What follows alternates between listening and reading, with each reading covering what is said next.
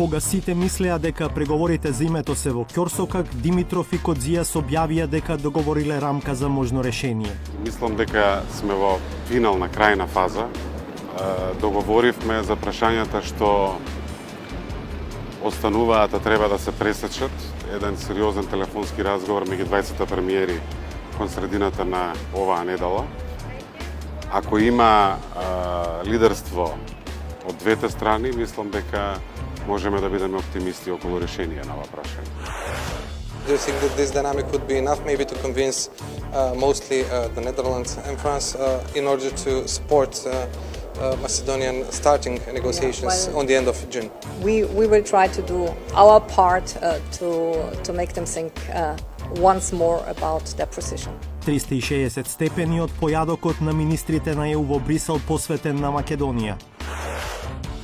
Било кој суд, па дури и во Македонија, постапката би требало, односно одговорот би требало да биде ист, како и во Грција.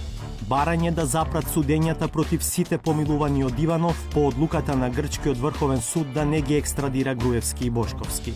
Останува уште една отворена врата да се побара советодавно мислење на форумот на високите судови пред Европскиот суд за човековите права. Дали знаеш кои се Стефан Богоев и Лука Кржаловски? Истина ви кажам, не ги знам.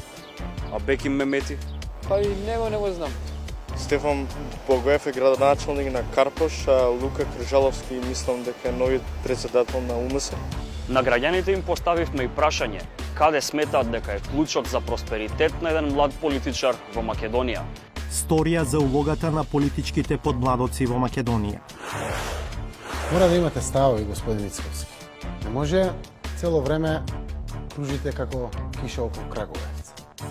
Ја не сум како киша околу Краговец, него сум како надојден вардар. Саботажа.